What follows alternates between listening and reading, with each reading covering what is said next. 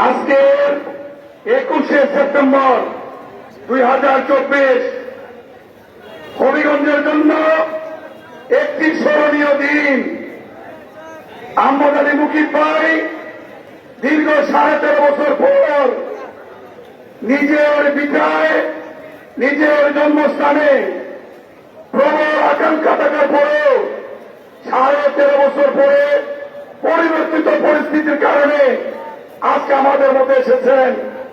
সঙ্গে যারা আন্দোলনে গত 17টি বছর ভিন্ন ভিন্ন পরিস্থিতিতে নিজেদের কর্মস্থল থেকে বহির্বিশ্ব থেকে আমাদেরকে সহায়তা করেছেন, সেই একজন তারেক রহমান সাহেবের বিশ্বস্ত সহকর্মী মধ্যপ্রাচ্য, কাতার, মালয়েশিয়া, লন্ডন সহ যারা এসেছেন সবাইকে হবিগঞ্জ জেলায় সুস্বাগত, সবাইকে ধন্যবাদ জানাচ্ছি।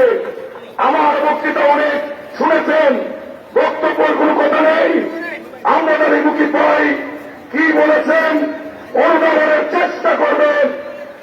তারেক রহমান বারবার যে কথাগুলি বলছেন, আমাদেরকে যদি ক্ষমতায় যেতে হয় জনগণের হৃদয়ে জয় করা ছাড়া, জনগণের ভোট ছাড়া ক্ষমতায় যাওয়ার কোন ব্যবস্থা নেই।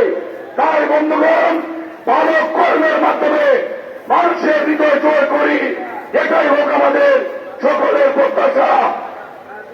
কোটা সংস্কার আন্দোলনে যারা শহীদ হয়েছেন, বিগত 17 বছর আন্দোলনে যারা শহীদ হয়েছেন, সেই শহীদদের প্রতি শ্রদ্ধা জানিয়ে আজকের এই সুন্দর আয়োজনের জন্য কামালউদ্দিন ছেলে মুশফিক সহ যারা কষ্ট করেছেন এবং যারা কষ্ট করে আহমদ ভাই সফর সঙ্গে হয়েছেন, সবাইকে ধন্যবাদ জানিয়ে আমি আমার বক্তব্য শেষ করছি।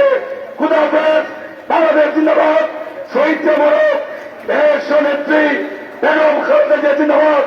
আগামী দিনের রাষ্ট্রনায়ক আমাদের অহংকার শ্রদ্ধা তারেক রহমান জিন্দাবাদ, জিন্দাবাদ।